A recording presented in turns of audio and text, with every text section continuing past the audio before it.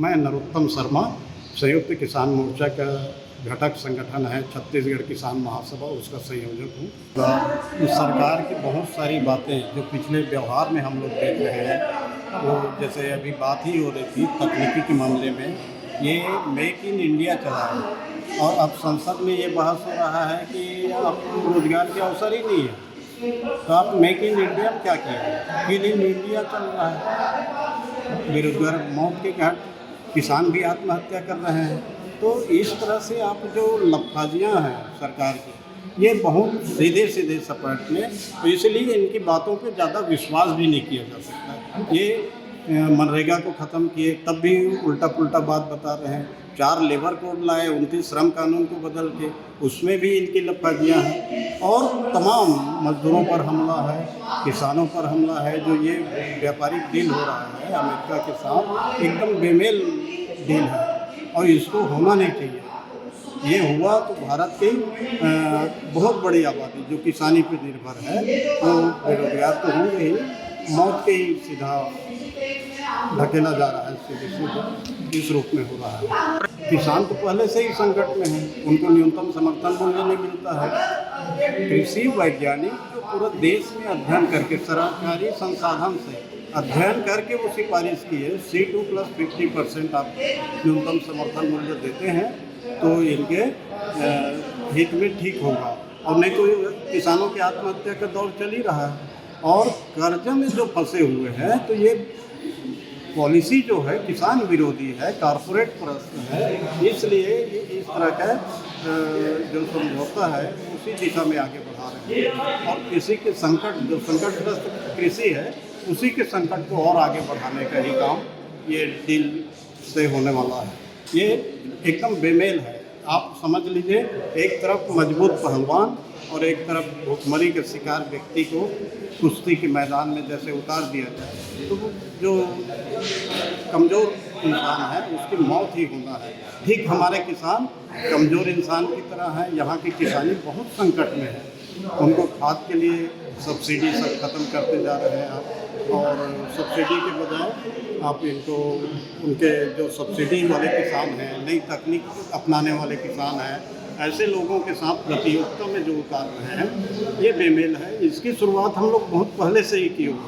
हम लोग जब WTO में साइन कर रहे थे, उस समय भी हम लोगों ने WTO से भारत को ही बाहर लाना चाहिए, अपने विकास ठीक ठाक कर ले और प्रतियोगिता में जाने लायक बना ले यहाँ के नागरिकों का, यहाँ के किसानों का, मजदूरों का। हाँ, 9 तारीख को हम लोग मुख्यमंत्री से मिलेंगे, राज्यपाल से मिलेंगे और राष्ट्रपति के नाम ज्ञापन सौंपेंगे। उसमें स्पष्ट ये मांग रहेगा कि ये जो डील आप अमेरिका के साथ करने वाले हैं, इसको हस्ताक्षर न करें, इसके लिए सरकार को आप निर्देशित करें। हालांकि सरकार बड़ा जिद्दी है और वो जो वादा करती है कि 3 कानून के खिलाफ जो आंदोलन हुआ उसको स्थगित करने के लिए जो वादा उन्होंने किया, आज तक एक अक्षर उसमें आगे नहीं बढ़ा, बल्कि उन्हीं 3 कानूनों को लागू करने के लिए राज्य सरकारों को ये लिख के दे दिए कि कृषि बाजार पर राष्ट्रीय नीति की रूपरेखा, ऐसा मसौदा तैयार किए और राज्य सरकारों को बोले इसके अनुसार आप कानून में संशोधन करिए और वो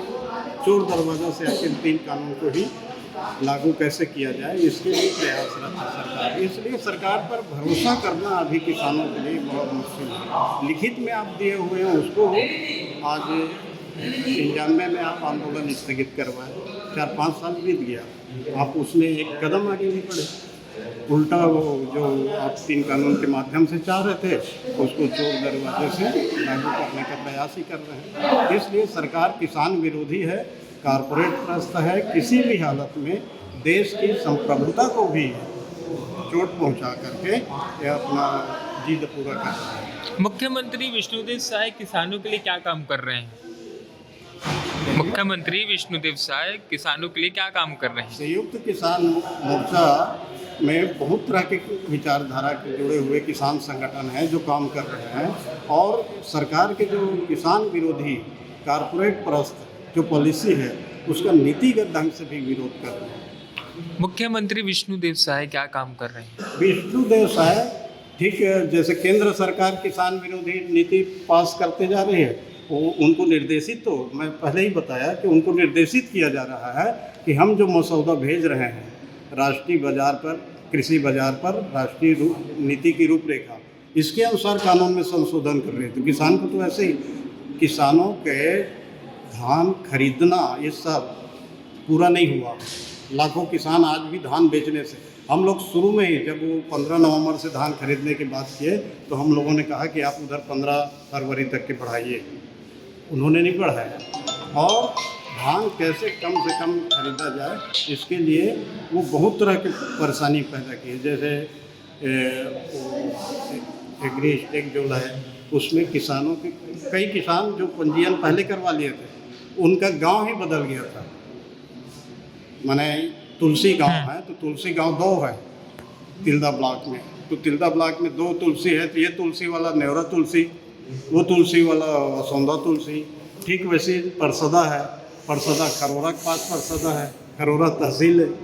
माने ये उल्टा पुल्टा काम करके किसानों को परेशान ही करने का काम किया जा रहा है। विष्णुदेव साय भी इसी दिशा में लगे हुए हैं, जो केंद्र सरकार कर रही है, राज्य सरकार कर रही है, दोनों मिल के जनता को तंग तबाह कर देना चाहते हैं, बर्बाद कर देना चाहते हैं। ये कोई इनके अंदर जितने ये उपलब्धि गिनाते हैं, नक्सल मुक्त भारत या वक्फ बोर्ड की ज़मीन का मामला, कश्मीर में धारा 370, सबके पीछे कारपोरेट को कैसे ज़मीन दिला दिया जाए, आदिवासियों की ज़मीन कैसे लूट लिया जाए और कारपोरेट के हवाले कर दिया जाए, इस पर सरकार लगी हुई है, चाहे वो केंद्र की हो राज्य की हो, दोनों में मिली भगत।